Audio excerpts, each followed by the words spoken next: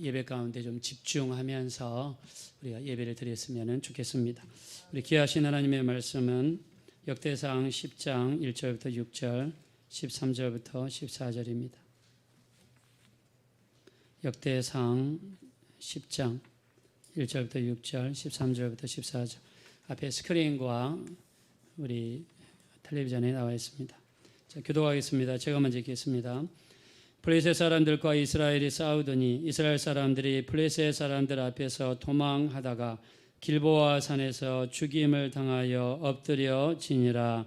블레셋 사람들이 사울과 그 아들들을 추격하여 블레셋 사람들이 사울의 아들 요나단과 아비나답과 말기수아를 사울을 맹렬히 치며 활 쏘는 자가 사울에게 따라 미치매 사울이 그 쏘는 자로 말미암아 심히 다급하여 사울이 자기의 무기를 가진 자에게 이르되 너는 칼을 빼어 그것으로 나를 찌르라. 할례받지 못한 자들이 와서 나를 욕되게 할까 두려워하노라.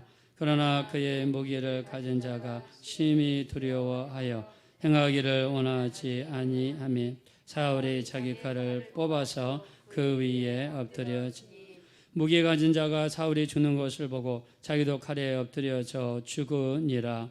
이와 같이 사울과 그의 세 아들과 그 온 집안이 함께 죽으니라. 사울이 죽은 것은 여호와께 범죄하였기 때문이라. 그가 여호와의 말씀을 지키지 아니하고 또 신접한 자에게 가르치기를 청하고 여호와께 묻지 아니하였으므로 여호와께서 그를 죽이시고 그 나라를 이새의 아들 다윗에게 넘겨주셨더라. 아멘. 자, 우리 한번 따라하겠습니다. 늘 하나님께 묻는 자가 됩시다. 네, 하나님 앞에 늘 물으시는 우리 성도님들이 되어주시기를 예수 이름으로 축원합니다. 자, 우리가 오늘 읽었던 본문의 말씀은요, 사울 왕. 사울 왕은 이스라엘의 초대 왕이었죠. 첫 번째 왕입니다. 자, 그리고 두 번째 왕이 다윗 왕이었죠. 그래서 다윗이 왕이 되기 전에 있었던 왕 이름이 바로 사울 왕입니다. 자, 근데 사울 왕이요, 길보아산 전투에서 사울 왕도 죽고 그 아들 3명도 죽고 이스라엘의 모든 거의 군사들이 다 죽고 나라가 초토화되는 이런 불상사가 일어났습니다. 자, 그래서 오늘 그 이유를 우리가 성경을 통해서 한번 살펴보고 또 성경은 영적인 거울이라고 말씀하셨으니 또 우리 자신을 비춰보고 우리도 하나님 앞에 어떻게 서야 되는가 한번 진단할 수 있는 우리 그런 귀한 시간이 됐으면 좋겠습니다. 자, 먼저 하나님 말씀으로 돌아가겠습니다. 우리 1절입니다. 다 같이 읽겠습니다. 시작. 블레셋 사람들과 이스라엘이 싸우더니 이스라엘 사람들이 블레셋 사람 앞에서 도망하다가 길보아 산에서 죽임을 당하여 엎드려 지니라. 아멘. 자, 이스라엘과 싸우는 적은 뭐라고 나와 있죠? 오늘 성경에 바로 블레셋 사람들이다. 자, 블레셋 사람들은요, 이스라엘 주변 가까이에 살면서 늘 영토 싸움을 했어요. 원래 가까이 사는 나라들일수록 많이 싸우잖아요. 우리나라하고 북한, 또 우리나라하고 일본, 이렇듯이 아마 이스라엘과 블레셋이라는 나라는 아마 그런 관계 속에 있었던 것 같습니다. 자, 그러다가 어느 날 마지막 최후 결전을 하게 되죠. 그 장소가 길보아산입니다. 자, 길보아산은요, 예루살렘을 중심으로 해서 저 북쪽에 있는 산이에요. 여러분들이 잘 아시는 갈릴리의 유명한 도시가 있죠. 예수님이 잘하셨던 나사렛이라는 동네, 또 예수님이 굉장히 많은 이적과 기사 표적을 행했던 가버나움이라는 동네. 자, 그 동네가 있는 동네를 갈릴리라고 합니다. 자, 갈릴리에 가면은요, 우리가 이제 성경을 공부할 때 참고로 여러분들 알고 있으면 좋은데, 자, 예수님이 변화산상에 올라가서 변화되시죠. 해보다 더 밝은 옷으로 바뀌어지시죠. 그 산을 우리가 변화산이라고 그러는데, 자, 변화산은 우리가 나중에 일어난 결과를 보고 지은 이름이고 원래 오리지널 이름은 다볼산입니다. 다볼산. 남산 정도만한 크기인데 다볼산, 거기에 올라가서 예수님이 변화됐어요. 자, 그 아래로 조금만 내려오면 모리아산이 있습니다. 모리아산은요, 기드온이 300용사를 데리고 가서 그 횃불과 그 다음에 나팔을 가지고 적들을 이겼던 장소, 그게 바로 모리아산입니다. 그 밑에 있는 산이 길보아 산이에요. 자, 길보아 산은 안타깝게도 사울 왕이 죽은 장소고 자기 아들 3명이 죽은 장소고 그런 장소입니다. 우리가 모세도 마지막 때 죽을 때 느보산에 올라가 죽었죠. 그런 것처럼 이 길보아 산은 그런 슬픈 역사를 가지고 있다. 자, 우리 한번 2절 보겠습니다. 시작. 블레셋 사람들이 사울과 그 아들들을 추격하여 블레셋 사람들이 사울의 아들 요나단과 아비나답과 말기수아를 죽이고. 네. 전쟁에서 지니까 수많은 군사들이 도망을 치기 시작합니다. 군사들이 도망가니까는 전열을 가다듬을 수 없고, 그래서 이 장군들급에 해당되었던 여기 요나단과 아비나답, 말기수아 다 사울 왕의 3명의 왕들이었죠. 3명의 이 장수들이었죠. 근데 이들이 쫓김을 당하다가 죽었습니다. 아들들이 죽은 아픔은 굉장히 심하겠죠. 자, 근데 이 중에서 제가 물론 다 안타깝고 비극적인 죽음이지만 요나단이라는 사람에 대해서 한번 집중해 보고 싶어요. 자, 다윗과 요나단의 관계를 여러분 아시죠? 우리나라도 제가 1987년에 명동성당 앞을 가니까 겨울에 그 다윗과 요나단인가 하여튼지 그 사람들이 그 앞에서 전자기타를 가지고 와가지고 찬양하고 막 그렇게 있더라고요. 그래서 이 다윗과 요나단 굉장히 유명한 이름이죠. 자, 이 요나단은요 다윗의 처남입니다. 손이 처남. 그래서 요나단의 여동생하고 미갈이죠. 요나단의 여동생과 결혼을 한 사람이 다윗입니다. 자, 근데 요나단의 아버지가 누굽니까? 사울 왕이잖아요. 근데 사울 왕은 다윗을 그렇게 미워합니다. 싫어합니다. 그 원인은요 나중에 설명하겠지만 시기와 질투예요. 얼마나 시기하고 질투했는지 모릅니다. 백성들이 노래를 부르는데 이 사울은 천천히인데 다윗은 만만히로다. 백성들의 입에서 이런 노래가 들린단 말입니다. 그래서 다윗을 싹이 더 크기 전에 잘라버려야 되겠다. 그래서 무려 10년 이상 군대를 이끌고 다윗을 죽이려고 했지만 죽이지 못했습니다. 왜 죽이지 못했을까요? 하나님께서 사울과 함께 하신 것이 아니라 다윗과 함께 하셨기 때문입니다. 자, 다윗과 함께 하셨기 때문에 아무리 사람의 방법으로 죽이려고 해도 죽일 수가 없었어요. 자, 이런 상황 속에서 요나단은요 다윗을 사랑했습니다. 다윗을 너무나 아꼈어요. 얼마나 아꼈느냐? 우리가 사무엘상 18장 1절을 보니까 요나단의 마음이 다윗의 마음과 하나가 돼요. 요나단이 자기를 사랑한 것 같이 다윗을 사랑하였더라. 왜냐하면 자기 여동생의 남편이니까. 또 다윗을 보니까는 너무나 지혜롭거든요. 용맹하거든요. 다음에 자기 왕감으로 보이거든요. 그래서 아끼고 사랑했어요. 이렇게 귀한 아들, 이렇게 착한 아들, 이렇게 다윗을 사랑했던 아들이 죽었습니다. 성경에서는 그 이유를 뭐라고 이야기하느냐? 사울이 범죄하였기 때문이다. 나중에 있겠지만 13절에 보니까 사울이 죽은 것은 여호와께 범죄하였기 때문이라. 자, 사울의 범죄가 요나단에게 무슨 결과를 가져왔습니까? 죽음의 결과를 가져왔다는 거예요. 그러니까 부모가 잘못하면, 부모에게 죄가 있으면 그게 자녀에게 안 좋은 결과가 일어날 수 있다는 거예요. 자, 성경에는 이런 일들이 굉장히 많습니다. 여러분 아간이라는 사람 알죠? 아간. 여리고성을 점령했을 때 하나님께서 뭐라고 말씀했죠? 여리고성을 점령할 때 어떤 전리품도 취하지 말아라. 어떤 것도 취하지 말아라. 상대방을 이기고 전쟁을 이기면 굉장히 많은 보물이라든가 보석 같은 게 생길 수 있겠죠. 그러면 물건을 보면 욕심이 안 들 수가 없겠죠. 근데 하나도 취하지 말라 그랬어요. 근데 아간은 이걸 어기고 어떻게 했습니까? 우리 여호수아 7장 21절에 보니까 시날산의 아름다운 위토 한 벌, 그 다음에 은 200세겔, 그 다음에 금 50세겔을 훔쳤습니다. 그리고 집에 가서 숨겼습니다. 그리고 나중에 이것이 들통났습니다. 그래서 어떻게 되느냐? 아간이라는 아버지의 죄 때문에 아골 골짜기에 식구들이 끌려가서 아들과 딸과 짐승들과 그 집에 있는 모든 식솔들이 아골 골짜기로 끌려가서 죽음을 당했다고 그랬습니다. 누구 때문에요? 아간이라는 사람의 죄 때문에. 아간의 범죄로 인해서 이스라엘이요 그 다음 전쟁 아이성과 전쟁에서 졌습니다. 그래서 이 아간이라는 사람의 이 잘못이 얼마나 무서운 결과를 가져왔는가. 또 우리가 하만이라는 사람 여러분 들어보셨죠? 에스더에 나온 사람이죠. 하만이라는 사람은 이스라엘 사람들을 싹 죽이려고 계획했던 사람이에요. 무서운 계획을 세웠던 사람입니다. 자, 근데 이 사람의 이 무서운 계획이 들통나게 되죠. 그리고 나중에 하만이 막대기에 달려서 자기만 죽은 것이 아니에요. 우리 에스더 우리 9장 10절에 보면 하만의 아들들이 죽었는데 무려 10명이나 되는 아들들이 죽었습니다. 누구 때문에요? 하만이라는 아버지의 잘못 때문에. 각 가정도 마찬가지죠. 내가 내 집의 영적인 가장이다.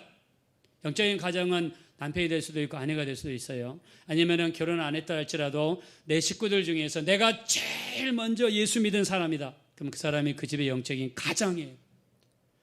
그 사람이 영적으로 바로 서지 못하면 그 무서운 결과가 올 수 있다는 거죠.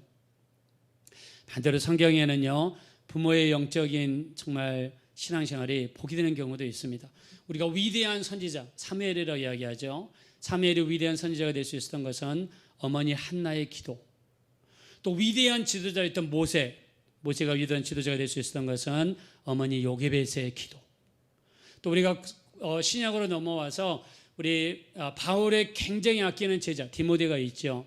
디모데가 복음을 증거하는 충실된 일꾼이 될 수 있었던 것은 외할머니 로이스와 어머니 유니기의 믿음 때문이라고 성경에서 말씀하고 있어요. 그래서 우리 이 부모의 믿음이 자녀들에게 무서운 결과를 가져온다는 거예요. 또 우리가 잘 아는 것처럼 이삭의 복을 받은 것은 아버지 아브라함 때문에.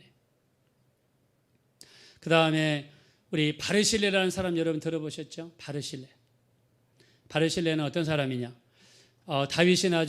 다윗이요 나중에 도망을 갑니다. 왕에서 재직을 하고 있는데 아들 중에 한 사람 압살롬이 일어나가지고 쿠데타를 일으켰어요. 근데 압살롬이 치밀하게 계획을 세웠습니다. 모든 신하들을 자기 편으로, 군대 장관을 자기 편으로. 그래서 아버지한테 뒤항해서 얼마나 다급하게 도망을 갔던지 다윗이 신발도 신지 않고 도망갔다고 그랬어요. 도망을 가는데 동쪽으로 도망을 가다가 요단강을 건넙니다. 자, 왕이 요단강을 건넜다는 것은 이스라엘 국경을 떠났다는 거예요. 즉 모든 것을 포기했다는 겁니다. 자, 왕이 나라를 떠나면 어떻게 됩니까? 모든 신하들이 다 떠나죠. 왕에게는 희망이 없으니까.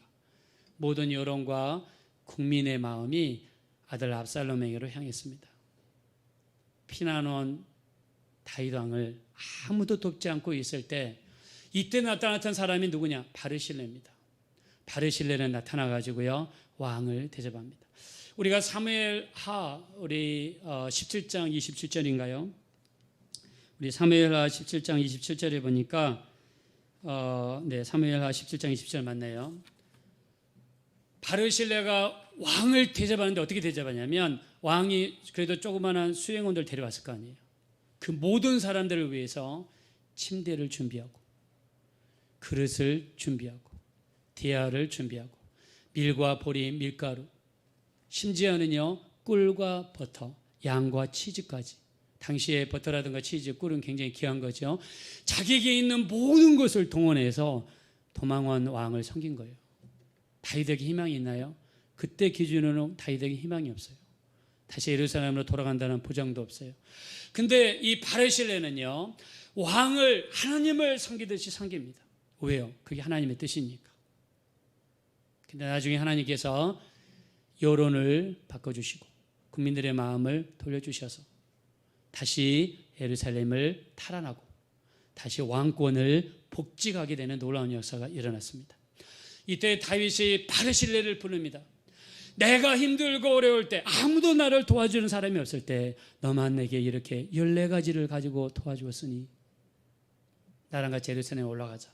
내가 너에게 큰 자리 하나 주겠다. 근데 이때 바르실레 나이가 80입니다. 바르실레가 이야기합니다. 내가 나이가 80인데 내 인생에 더 즐거움이 어디 있겠습니까? 그러면서 자기 아들 우리 사무엘하 19장 37절에 보니까 기맘이라고 나와 있습니다. 여기 내 아들 기맘이 있으니 이 아들을 데려가 주십시오. 자, 그래서 다윗 왕이요 기맘을 데리고 예루살렘으로 돌아옵니다. 자기 아들처럼 아껴줍니다. 밥 먹을 때마다 같은 식탁에서 밥을 먹습니다. 정말 아껴줍니다. 그리고 다윗이 죽을 때 어떻게 하느냐? 솔로몬 왕에게 이 기맘이의 아버지가 바르실레인데 이 아버지가 내게 너무너무 잘했다. 이 기맘이를 끝까지 봐줘라. 자, 그래서 솔로몬이 나중에 기맘이에게 베들레헴에 있는 땅과 그 다음에 큰 저택을 기맘이에게 선물합니다. 이 기맘이 받은 저택의 이름이 게롯 기맘입니다. 우리가 예레미야 41장 17절에 보면 베들레헴 근교에 게롯 기맘이라는 것이 있으니 그랬습니다. 게롯이라는 뜻이 뭐냐면 여관이라는 뜻이에요. 그래서 기맘 여관입니다. 베들레헴의 동네에 있는 여관은 여기 한 곳뿐이에요. 나중에 여기에 누가 오십니까? 예수님이 베들레헴에 오시죠. 태어나기 위해서. 그리고 게롯 기맘에서 태어났다고 주장하는 역사학자 요세푸스라는 사람이 있습니다. 이 사람은 여러 가지 정황을 성경을 비교해보고 아마 여기가 예수님이 태어난 장소가 아닌가 이렇게 이야기하기도 합니다. 바르실레 아버지가 잘하니까 여러분 기맘이 이렇게 복을 받잖아요. 그래서 우리가 교회 다니면서 내가 내 가정의 영적인 가장이다. 내가 우리 집에서 처음으로 예수 믿었다. 내가 정말 내 아내도 예수 믿고 내 자녀들도 예수 믿고 내가 남편이다. 그러면 내가 영적인 가장이에요. 내가 영적으로 잘하면 내가 축복의 통로가 되는 거고 내 영적으로 잘못하면 어려움이 있을 수밖에 없어요. 오늘 요나단의 죽음이 뭘 이야기합니까? 아버지 사울 왕이 잘못하니까 이렇게 훌륭한 아들 요나단이었지만 결국엔 이렇게 비참하게 죽음을 당할 수밖에 없었습니다. 자, 그래서 나중에 사울 왕이 이제 도망을 가게 되죠. 도망을 가게 되는데 전쟁터에서 도망을 갑니다. 자, 그리고 활 쏘는 자가 활을 쐈어요. 그랬더니 사울 왕이 정통으로 맞았습니다. 피를 흘리며 죽어가는데 옆에 있는 병사에게 사울 왕이 이야기하죠. 나를 칼로 찔러서 죽여라. 자, 우리 한번 성경으로 돌아가겠습니다. 우리 3절 보겠습니다. 3절 다 같이 읽읍시다. 시작. 사울을 맹렬히 치며 활 쏘는 자가 사울에게 따라 미치매 사울이 그 쏘는 자로 말미암아 심히 다급하여 4절이요. 사울이 자기의 무기를 가진 자에게 이르되 너는 칼을 빼어 그것으로 나를 찌르라. 할례받지 못한 자들이 와서 나를 욕되게 할까 두려워하노라. 그러나 그의 무기를 가진 자가 심히 두려워하여 행하기를 원하지 아니하며 사울이 자기 칼을 뽑아서 그 위에 엎드려 활에 맞아가지고 사울 왕이 도망가다가 피를 흘려서 내가 저 이방인에게 의해서 죽을 수는 없다. 칼로 나를 죽여라. 같은 이스라엘 군사에게 이야기했죠. 근데 왕을 어떻게 찔러 죽입니까? 거절했습니다. 그랬더니 자기 칼을 땅에 심어놓고 자기 몸을 그 위에 던져서 사울 왕이 자결을 하고 말았습니다. 이 모습을 지켜봤던 옆에 있는 군사도요. 왕이 죽은 것을 보고 어떻게 했습니까? 자, 우리 한번 5절 보겠습니다. 다 같이 읽읍시다. 5절 6절 시작. 무기 가진 자가 사울이 죽는 것을 보고 자기도 칼에 엎드려져 죽으니라. 이와 같이 사울과 그의 세 아들과 그 온 집안이 함께 죽으니라. 네. 여러분 집안에 초상이 일어나는데 아버지가 돌아가셨어요. 근데 아들들이 또 죽었어요. 한 명도 아니고 3명이. 장의사는 좋은 일 났겠죠. 근데 여러분 얼마나 안타깝고 슬픈 일입니까? 한 집안에 기둥이 되는 남자들이 4명이나 죽었으니 무서운 일입니다. 자, 오늘 성경에서 이런 일들이 일어난 일을 우리 한번 진단을 해보겠는데요. 자, 우리 한번 13절로 가겠습니다. 시작. 사울이 죽은 것은 여호와께 범죄하였기 때문이라. 그가 여호와의 말씀을 지키지 아니하고 또 신접한 자에게 가르치기를 청하고. 아멘. 자, 사울이 죽은 것은 하나님께 범죄했다. 여호와께 범죄했기 때문이다. 그러면서 3가지 죄를 지적합니다. 첫째는 하나님 말씀에 불순종했다. 두 번째는 신접한 여자한테 물어봤다. 세 번째는 하나님 앞에 물어보지 않았다. 이렇게 3가지로 이야기하고 있어요. 첫 번째, 하나님 말씀에 불순종했어요. 여러분, 하나님 말씀에 불순종한 것을 여러분은 얼마나 심각하게 받아들입니까? 에이, 그냥 이번에 죄 짓고 다음에 회개하고 말지. 이렇게 혹시 이렇게 가볍게 생각하고 있지는 않습니까, 여러분? 하나님이 안 본다고, 보이지 않는다고. 저도 지난주에 정말 기도 많이 하려고 노력했어요. 하나님 앞에 오전에도 기도하고, 시간하고 또 다른 일이 없으면 오후에도 기도하고, 또 집에 가서도 잠자기 전에 1시간 이상 기도하고. 기도를 하면 할수록 정말 얼마나 하나님이 죄를 미워하고 싫어하시는가, 얼마나 영혼들을 사랑하고 불쌍히 여기시는가 막 느껴집니다. 이 아말렉과 전투, 우리 사무엘상 15장에 나오죠. 15장 3절에 하나님께서 아말렉 전투에 나가는 사울 왕에게 부탁을 합니다. 아말렉과 전투에서 이기거든 거기 있는 전리품을 하나도 취하지 말고 거기 있는 모든 것을 다 죽여라. 사실 아말렉이라는 족속은요, 그 옛날부터 시간이 날 때마다 이스라엘 백성들을 굉장히 잔인하게 괴롭혔던 민족이에요. 뿌리 자체가 잔인한 사람들이에요. 하나님께서 그들을 더 이상 괴롭히지 못하게 싹 진멸하고 짐승까지 다 진멸해라. 하나님의 명령이에요. 그러면서 동시에 뭐를 보셨을까요? 사울 왕이 내 말을 지키는지 안 보시는지 하나님이 보시는 거예요. 그때 어떻게 합니까? 사울 왕의 행동이 어떻게 합니까? 전쟁에 나갔습니다. 전쟁에 이겼습니다. 근데 살진 소와 양을 다 모아가지고 그리고 궁궐로 데려왔어요. 살진 소와 양만. 우리가 견물생심이라고 물건을 보면 욕심이 생기죠. 하나님께서 이것을 알았습니다. 사무엘 선지자를 보내십니다. 그리고 하나님께서 한탄하십니다. 우리 사무엘상 15장 22절 유명한 말이죠. 순종이 제사보다 낫고 듣는 것이 수양의 기름보다 나으니 거역한 것은 점치는 죄와 같고 완고한 것은 사신 우상에게 절하는 것과 같도다. 왕이 여호와의 말씀을 버렸으므로 하나님도 왕을 버려서 왕이 되지 못하게 하셨느니라. 하나님은 보셨어요. 사울 왕이 순종하는지 안 하는지. 아마 하나님도 지금 우리 한 사람 한 사람을 보실 거예요. 우리가 매일매일 살아가면서 내가 일상생활에서 지극히 작은 일 가운데서도 하나님을 의식하고 하나님의 말씀을 기억하고 하나님의 뜻대로 살려고 노력하는가 안 하는가 하나님이 보신다라고 믿습니다. 보시는 거예요. 근데 사울 왕은 실패했어요. 하나님의 시험에 실패했어요. 두 번째, 제사 드리는 거는 왕이 드리지 못합니다. 반드시 제사장이 와서 제사장이 제사를 집전해야지 제사를 드릴 수가 있어요. 근데 사무엘 선지자가 늦게 온다고 자기가 제사장 역할을 하면서 제사를 드렸어요. 하나님은 제사장만 제사를 집전할 수 있는데 자기가 드려버렸어요. 이거는 뭡니까? 하나님 말씀을 무시하는 거죠. 하나님 말씀을 무시하는 것은 하나님을 무시하는 거예요. 우리가 성경에 보면 자기가 직접 제사를 드리다가 또 망한 한 명의 왕이 있죠. 여러분 누굽니까? 성은 우시요, 이름은 시아죠. 우시아 왕. 원래 우시아 왕은요 어릴 때 등극을 했어요. 우리 역대하 26장 1절에 보니까 16살의 왕이 올랐고요.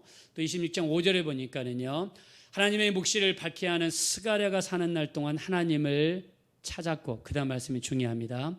하나님을 찾는 동안 하나님이 그를 형통하게 하셨더라. 할렐루야. 아멘. 여러분 하나님을 찾으면 하나님이 우리를 형통하게 해주실 줄로 믿습니다. 아멘.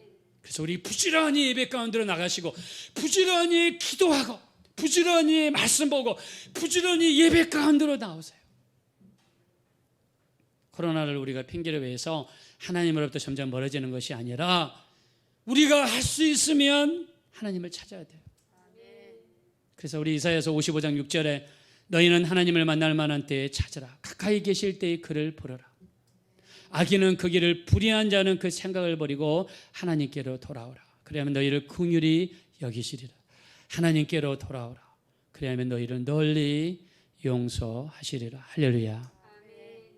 지금은 하나님을 만날 때예요. 여러분 코로나 이거 상상이나 했습니까? 작년 3월달부터 우리나라에 난리가 나가지고 이제 올해 초에 돌아가서 코로나가 조금 잠잠해지는 것 싶더니 델타 바이러스가 생겨가지고 또 델타 플러스 바이러스가 생겨가지고 지금 전 세계가 또 어디로 갈지 모릅니다. 이게 뭐 지구온난화 때문이라는 말도 있고 하여튼 이제 지금 너무 무서운 세상에 살고 있지 않습니까? 그래서 우리 신약에서도 고린도후서 6장 2절에도 보니까 보라 이제는 은혜 받을 만한 때요 보라 이제는 구원의 날이로다. 우리가 교회 가서 은혜 받아야죠. 신앙생활 하면서 은혜 받아야죠. 또 가장 중요한 게 우리 구원 받아야죠. 예수 믿고 우리 지옥 가면 안 되죠. 우리 모두 예수 믿고 구원 받고 천국 가게 되시기를 예수 이름으로 축원합니다. 우리 그래서 예수님도 말씀하십니다. 우리 마태복음 11장 12절에 우리 침례 요한부터 지금까지 천국은 침노를 당하나니 침노하는 자는 빼앗느니라. 침노라는 단어를 우리 헬라어를 찾아봤더니 비아조라고 그러더라고요. 근데 비아조가 뜻이 뭐냐면 강제로 빼앗는다는 거예요. 강제로 빼앗는 게 뭡니까? 침노한다. 다른 사람 집에 들어가서 문을 부시고 창문을 부시고 들어가서 거기 있는 물건을 뺏어오는 게 침노입니다. 그래서 성경이 침노를 당한다. 수동태. 뭐가 침노를 당합니까? 천국이 침노를 당한다. 무슨 말입니까? 얘들아 제발 영적인 것을 사모하고 영적인 것을 침노하고 제발 영적인 것을 좀 가져가라. 축복을 가져가라. 은혜를 가져가라. 천국에 있는 것을 가져가라고 우리 주님이 예언하는 것 같지 않습니까? 침노하는 자는 빼앗는다고 그랬어요. 자, 우시아는 처음에 이렇게 선하게 출발을 했습니다. 자, 근데 안타깝게도 역대하 26장 19절을 보니까 그도 향로를 가지고 성소에 들어가서 분향하려고 하다가 제사장들이 스크램을 차고 말렸어요. 그랬더니 화를 크게 내는 순간에 이마에 뭐가 생겼죠? 이마에 나병이 생겼어요. 나병이 생기니까는 궁궐에서 따로 떨어진 곳에 별거대요. 거기에서 쓸쓸하게 살다가 죽었습니다. 그래서 우리가 이 우시아 왕도 처음에는 정말 하나님을 찾았어요. 하나님을 찾을 동안 그를 형통하셨다라 하지 않았습니까? 우리가 고린도전서 10장 12절에 뭐라고 했죠? 그러므로 선줄로 생각하는 자는 넘어질까 조심하라. 잘 나갈 때, 우리가 아무런 문제가 없을 때, 이날에 힘들고 어려울 때 그렇게 하나님을 찾고 금식도 하고 작정기도도 하고 열심히 살던 사람이 편안해지고 문제가 없고 어려움이 없으니까는 영적으로 해이해집니다. 선줄로 생각하는 자는 넘어질까 조심하라. 그냥 과하면 안 돼요. 뭐든지 과하면 안 돼요. 빨리 돌아서고 하나님 앞에 회개하고 돌아와야지. 과하면 안 됩니다. 지나치면 안 돼요. 여러분, 우리가 탄수화물 많이 먹죠. 요즘에 탄수화물 중독자라는 이야기도 있습니다. 카브 에딕트. 탄수화물 중독. 빵이라든가 과자 또는 케이크라든가 피자 이런 거 많이 먹는 사람들. 탄수화물 중독에 걸립니다. 근데 문제는 탄수화물 많이 먹으면 어떤 일이 발생하냐면 췌장이 길어요. 췌장. 그래서 췌장암에 걸립니다. 췌장암은요, 고통도 없어요. 소식도 없어요. 어느 날 갑자기 배가 아파서 가니까 췌장암 말기예요. 췌장암은 고통이 오는 순간에 말기예요. 탄수화물 과하게 먹으면 이래요. 단백질도 마찬가지입니다. 단백질을 많이 먹으면 평상시에 고기 안 먹다가 토요일 날 오후에 날 잡아가지고 그냥 뭐 갈비 한 5근, 뭐 돼지고기 3근 시켜가지고 그냥 상바닥이 부러지도록 차려놓고 여러분 고기를 먹으면 단백질을 과다 섭취하면 몸속에 어떤 기관이 힘들었냐면 간이라든가 신장이 망가집니다. 적당히 먹어야 돼요. 고기도 조금, 생선도 조금, 적당히 먹어야 돼요. 우리 몸에 단백질 굉장히 중요하죠. 몸속에 있는 헤모글로빈, 이게 단백질입니다. 부족하면 빈혈이 생겨요. 우리 머리카락 케로틴 부족하면 가늘어집니다. 피부에 있는 콜라겐 부족하면 탄력이 없어지죠. 근육 속에 있는 미오신 없으면 몸의 균형이 없어지죠. 우리 생체 반응에 촉매 역할을 하는 것, 엔자임이라든가 호르몬, 이것도 단백질로 만들어지는 거예요. 우리 몸에 병균과 싸우는 무기, 그걸 항체라고 그러죠. 엔티바디, 이것도 단백질로 만들어져요. 그래서 단백질을 조금씩 먹어야 되는데 단백질이 몸 안에 들어오면 위에서 아미노산으로 분리가 되죠. 아미노산은 간으로 갑니다. 간에서 그때그때 필요한 만큼만 단백질을 합성해요. 남으면 간이 괴로워요. 그래서 그걸 내보냅니다. 그래서 그게 글리코겐, 과당으로 나중에 배출이 돼서 그게 근육으로 움직이는 에너지로 가죠. 나중에 남으면 뱃살로 갑니다. 그리고 이 간에 있는 아미노산이 어디로 가냐면 요소로 바뀌어가지고 신장으로 가요. 요소의 수치가 높아지면 신장이 망가져요. 단백질을 많이 섭취하면 신장이 망가져요.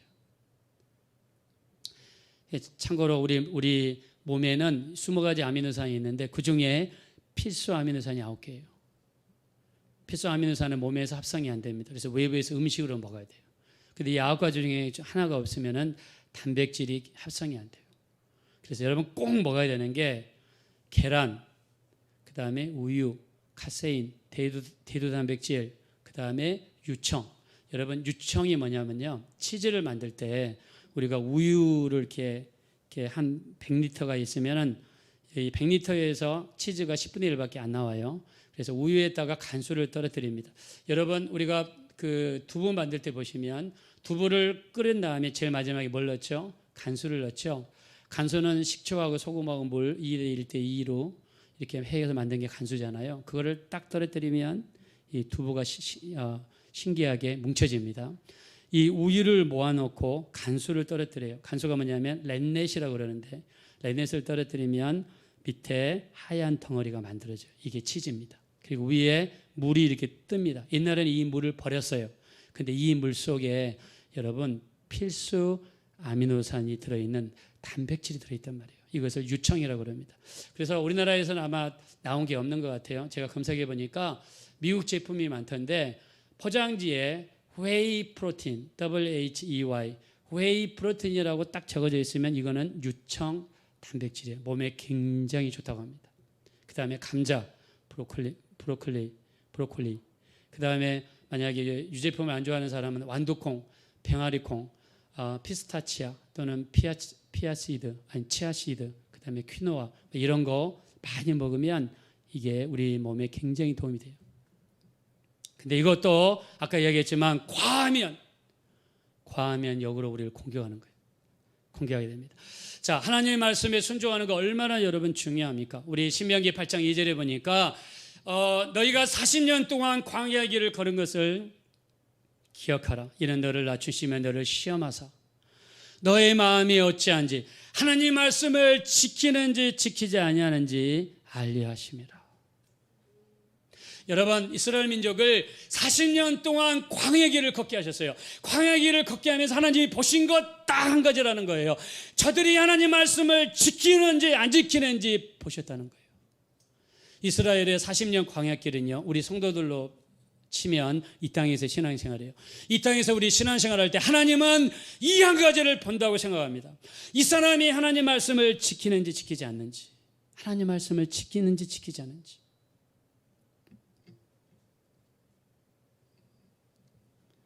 저는 본다라고 생각해요. 그래서 예수님도 우리 요한복음 14장 21절에 내 계명을 가지고 지키는 자라야, 즉 내 말을 가지고 지키는 자라야 나를 사랑하는 자니. 예수님의 말씀을 가지고 있으면 안 되고 지켜야 돼요.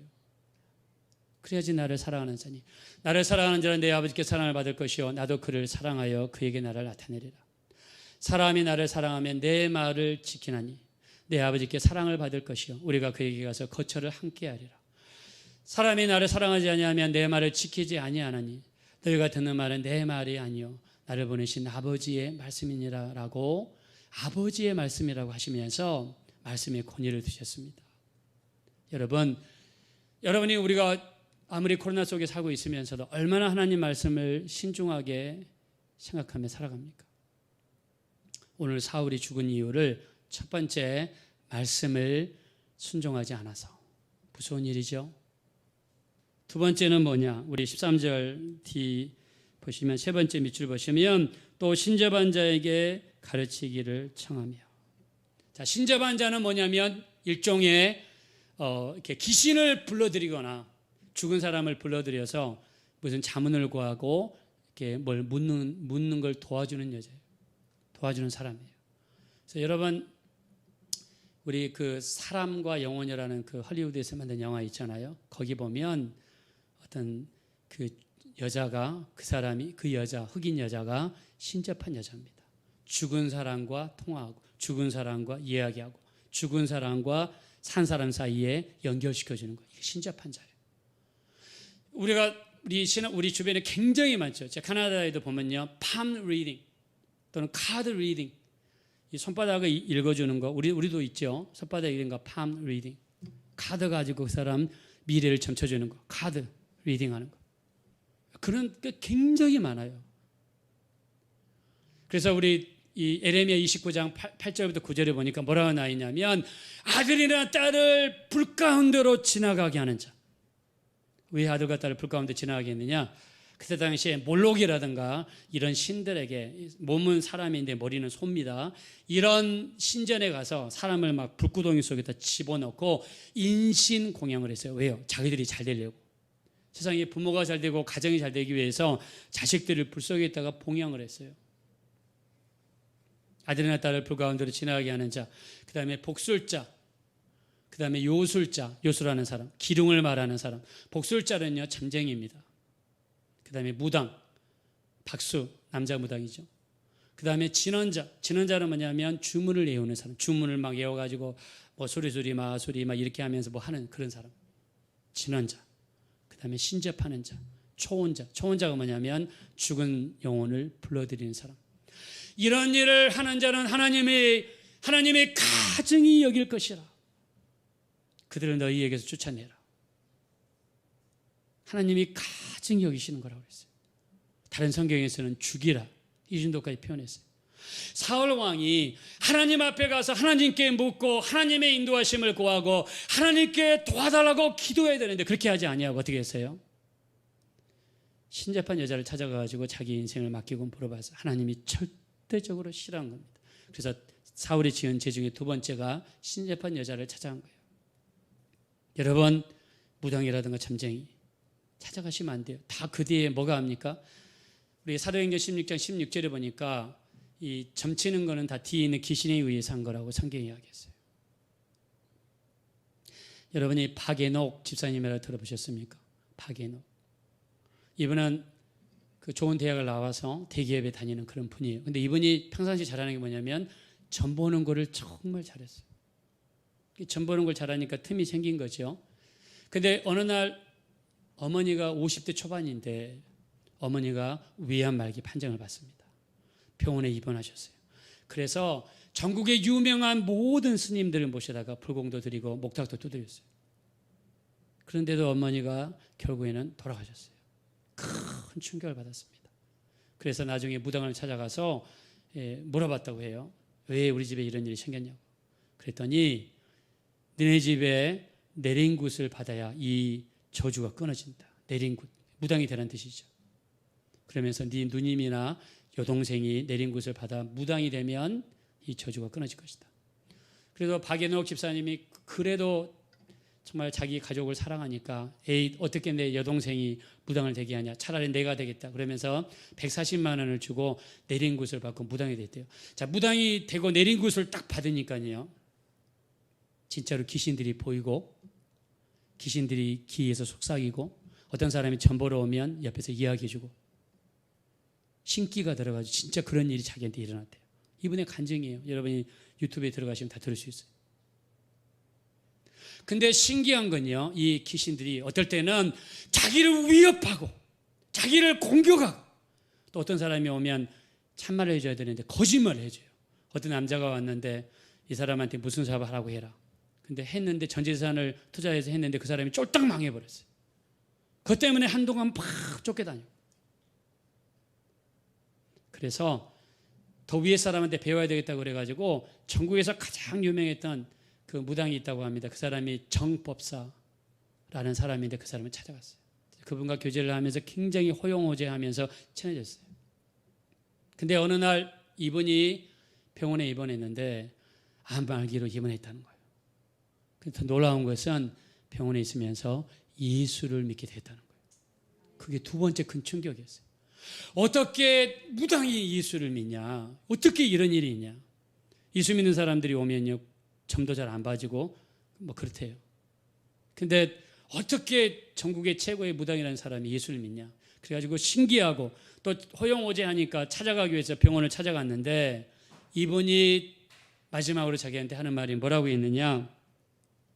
자기한테 동생도 예수 믿게. 동생도 예수 믿게. 이 한마디 유언을 남기고 돌아가셨다고 해요. 이게 이분한테 세 번째 충격이었어요.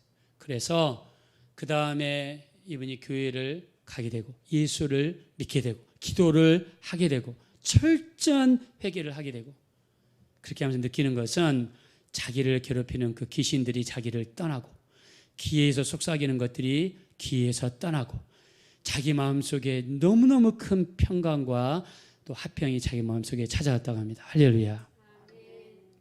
이분이 전도한 사람이 누굽니까? 여러분 잘 알죠? 축구 선수 이영표를 전도한 사람이 이 사람이. 그리고 이영표 통해서 굉장히 많은 우리나라 2002년인가요? 언제였지 월드컵이? 예. 근데 이때 이렇게 굉장히 많은 선수들이 예수를 믿게 됐다고 합니다. 우리 여러분 신접한 여러분 어떻게 우리 인생을 점쟁이나 무당한테 가서 묻습니까? 하나님이 정말 사울왕한테 대실망을 했습니다. 이게 사울왕이 지은 두 번째 죄입니다. 자, 세 번째 죄가 우리 14절에 나와 있습니다. 다 같이 읽읍시다. 시작. 여호와께 묻지 아니하였으므로 여호와께서 그를 죽이시고 그 나라를 이새의 아들 다윗에게 넘겨주셨더라. 아멘. 세 번째 뭐라고 했느냐? 여호와께 묻지 않았다는 거예요. 하나님 앞에 묻지 않는 것도 뭐가 된다? 죄가 된다. 전쟁터에 나가기 전에 하나님께 묻지 않았다는 거예요. 무슨 일을 하기 전에 하나님께 묻지 않았다는 거예요. 왜 하나님께 묻고 하나님께 기도하고 하나님께 맡기고 하나님의 인도하심을 구하지 않았다는 거예요. 하나님께 맡기지 않았다는 거예요. 무당에게 물어보고 신접한 자에게 물어보고 먼저 사람에게 물어봤다는 거예요. 하나님께 묻지 않는 죄가 얼마나 큰지. 이 블레셋과 전투를 할 때 묻지 않고 나갔다가 참패를 당했어요. 반대로 우리가 다윗을 보십시오. 다윗도 똑같은 블레셋과 전투를 벌입니다. 우리 사무엘하 5장 19절에 보니까 다윗은 블레셋과 전투할 때 막 나간 게 아니었어요. 자기 나름대로 군대를 모으고 조직을 편성해서 나간 게 아니었어요. 어떻게 합니까? 하나님께 먼저 가서 무릎을 꿇고 기도합니다. 하나님, 블레셋에 있는 곳으로 올라갈까요? 말까요? 하나님께서 올라가라. 두 번째 물어봅니다. 그러면 저들을 제게 넘기시겠습니까? 내가 네 손에 넘기겠다. 큰 확신과 믿음을 가지고 블레셋 전투에 나가서 진 것이 아니라 이기고 말았습니다. 근데 얼마 세월이 흘러서 또 블레셋 군대가 쳐들어왔어요. 그러면 보통 사람 같으면 어떻게 할까요? 지난번 해보니까 별것이 아니더라 하면서 또 그냥 기도도 안 하고 나가기가 쉽겠죠. 다윗이 위대한 점은 또 하나님께 나아가서 기도하죠. 어떻게 합니까? 하나님 올라갈까요 말까요? 하나님 뭐라고 하시죠? 우리 사무엘하 5장 23절에 보니까 이번에는 올라가지 말고 뒤로 돌아서 뽕나무 숲을 맞은편에서 기습하라. 하나님 말씀은 뒤로 돌아서 기습하라. 이게 하나님 말씀이었어요. 그러면서 하나님께서요 다윗에게 말씀하십니다. 뭐라고 말씀하시냐면 여호와가 너보다 앞서 나아가서 블레셋 군대를 치리라 그랬습니다. 뭐라고 했습니까? 여호와가 너보다 앞서 나아가서 우리보다 앞서 나아가서 우리가 어떤 일을 하기 전에 먼저 하나님께 맡기고 하나님께 기도하고 하나님께 물어보고 모든 것을 하나님께 맡길 때 하나님 뭐라고 했습니까? 여호와가 너보다 먼저 나아가서 너보다 앞서 나아가서 블레셋 군대를 치리라. 우리가 하나님께 맡기고 기도하고 묻고 가는 자에게 하나님이 우리보다 앞서 나아가서 일하여 주실 줄로 믿습니다. 하나님께 묻고 맡기고 가는 자에게 이런 큰 축복을 허락하셨어요. 오늘 제가 예배 시작할 때 신랑이 신부를 취함과 같이 하나님이 너희를 기뻐하시리라. 우리 이사야서 62장 제가 5절 말씀을 제가 여러분한테 알려드렸어요. 65장 5절.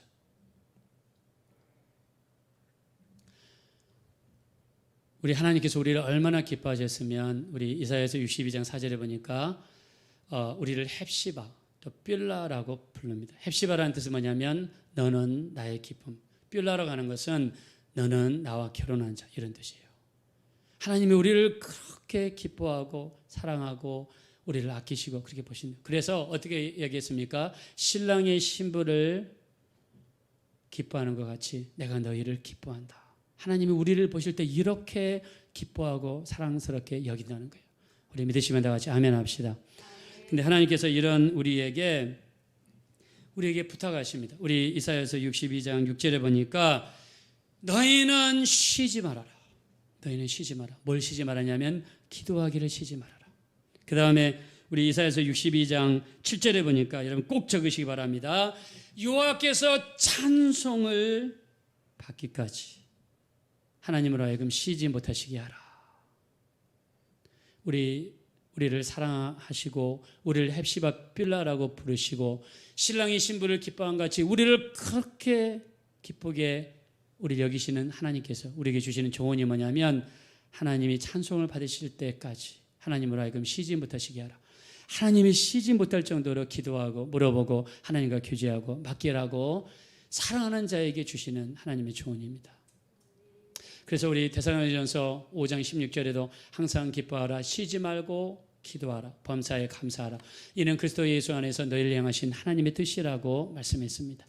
오늘 말씀이 뭐냐면 늘 하나님께 묻는 자가 되자 합니다. 세 가지 죄, 하나님 말씀에 불순종하고 신접한 자에게 가르침을 받고 그 다음에 하나님께 묻지 아니하였으므로 사울의 집안이 하루아침에 몰락이 일어났습니다. 성경은 우리에게 영적인 거울입니다. 하나님께서 우리에게 이 사건을 보여주신 것은 우리로 하여금 더 나은 모습으로 살려고 주시는 메시지입니다. 우리 하나님을 쉬지 못하시게 늘 어떤 일을 하든지 간에 먼저 하나님께 묻고 여쭐 수 있는 우리 모두가 되어주시기를 예수 이름으로 축원합니다.